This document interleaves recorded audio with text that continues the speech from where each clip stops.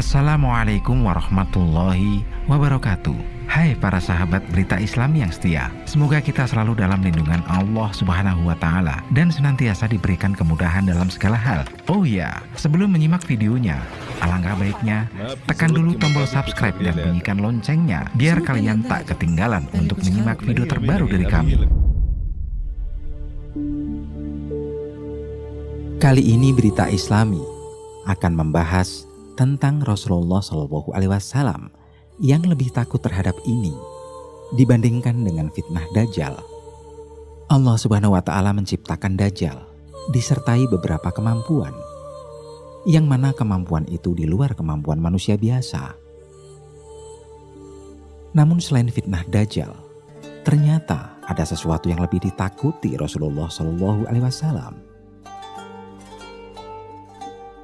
Menurut Buya Yahya, hal ini lebih menyeramkan dan lebih berbahaya jika dibandingkan dengan Dajjal. Padahal Dajjal disebut-sebut sebagai hal yang akan menghancurkan umat muslim di bumi menjelang hari kiamat.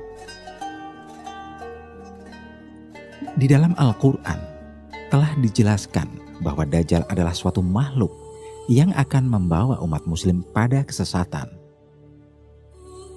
Dajjal akan mengajak seluruh umat muslim untuk berpaling dari Allah Subhanahu wa Ta'ala. Namun ternyata Dajjal tidak ada apa-apanya jika dibandingkan dengan yang satu ini. Ini adalah yang paling ditakuti Rasulullah SAW lebih Dajjal. Untuk menghancurkan umat muslim sangat gampang baginya, maka ini sangat berbahaya, ungkap Buya Yahya. Dajjal menyeramkan, tetapi Nabi biasa. Kalau dengan imanmu, Dajjal tidak akan mengganggu. Dajjal hanya akan mengganggu manusia pada imannya yang lemah. Jika iman dalam diri kuat berpegang teguh kepada Allah Subhanahu wa Ta'ala, maka Dajjal tidak akan berdaya lagi. Tetapi yang satu ini akan dengan mudahnya menghancurkan dan memecah belah umat muslim,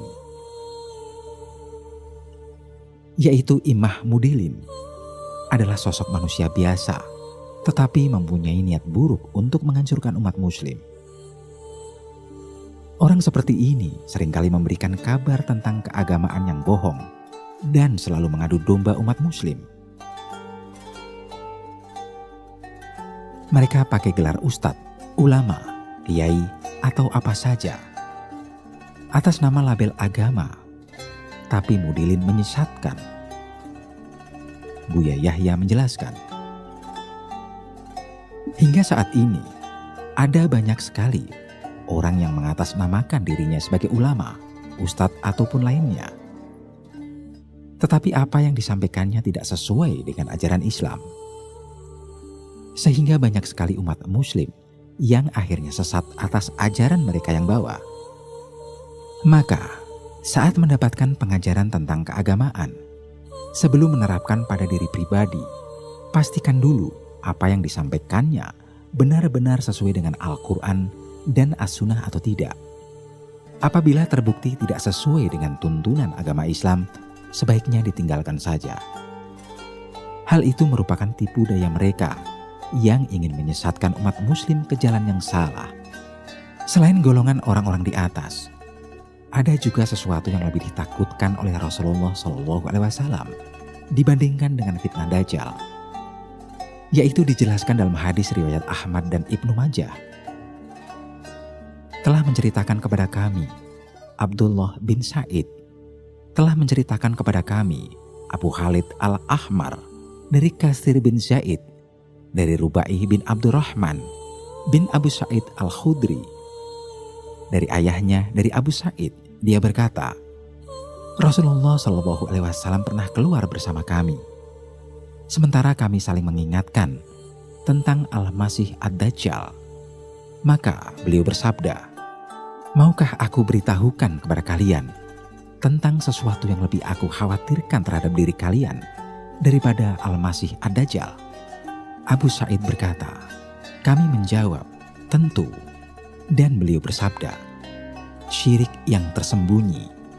yaitu seseorang mengerjakan sholat dan membaguskan sholatnya dengan harapan agar ada seseorang yang memperhatikannya.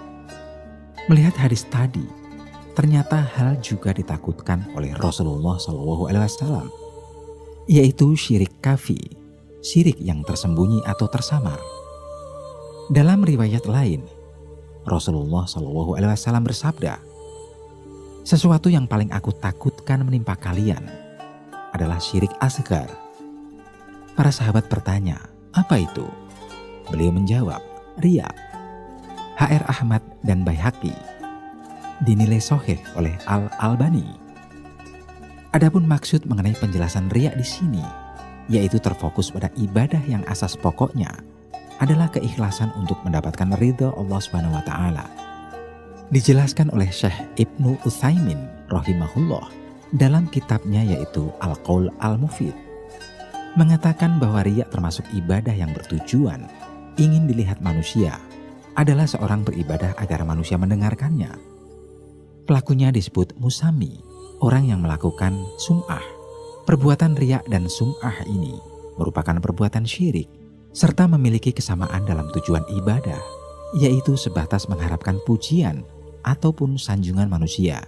Adapun perbedaannya terdapat pada jenis ibadah yang dilakukan. Riya menjangkiti ibadah badan, contoh memperbagus sholat di hadapan orang lain. Sedangkan sum'ah menjangkiti ibadah lisan, semacam memperindah bacaan Al-Quran di hadapan manusia. Oke para sahabat Berita Islami, semoga apa yang kita sampaikan bermanfaat untuk kita semua. Kita akan sambung lagi di lain waktu dan kesempatan. Tetaplah stay tune di channel Berita Islami. Wassalamualaikum warahmatullahi wabarakatuh.